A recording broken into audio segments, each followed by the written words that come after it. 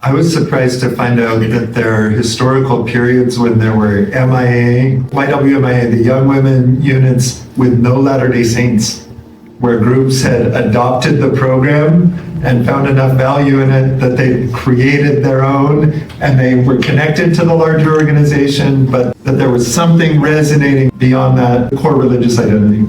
I think, and something that Lisa and I recently wrote about, when I first began on the project, they asked me to research the 1950s and 60s, called the black hole in terms of the knowledge, because we didn't know almost anything about it and what was going on in that period. And it turned out to be the kind of, and they knew this to some degree, they just didn't have their arms around what it really was, didn't have all the details. But that 1950s and 60s period, the MIA was enormous. And the flagship of the church, it was, as I think James described, it was the entry point for a lot of people into the church. In all around the world, they would come to activities at the MIA. There was a thing, come to play, stay to pray, right?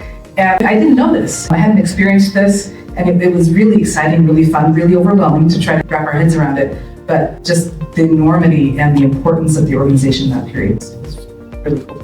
There's a lot of things I could say, but one thing that was really interesting and meaningful for me was to be able to place my own experience in context. So I began in Young Women in 1979, and you're a kid, you just take things as they come.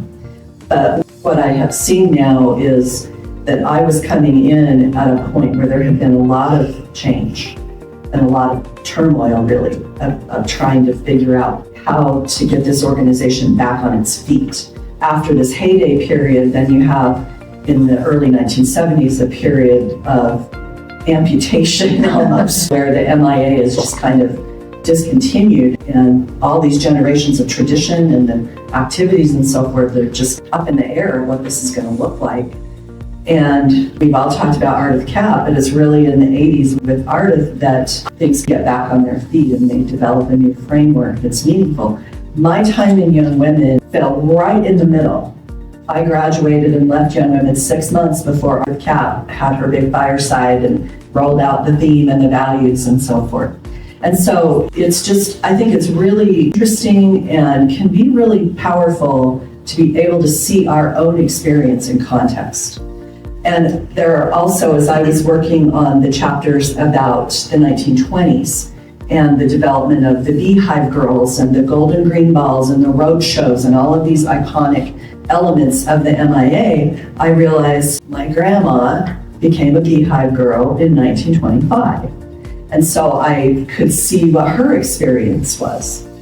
And then when we were working on this chapter about the 1950s, I remembered, oh, I have my mom's Treasures of Truth book that she compiled.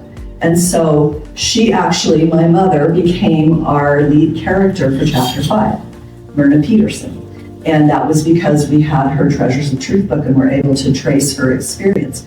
So it's been really a sacred experience for me to see my own experience, but also the experience of my mothers in this organization over time. And I hope that that's an experience that will be replicated for many readers, that they'll be able to have a broader understanding of where we're at because we better understand where we came from.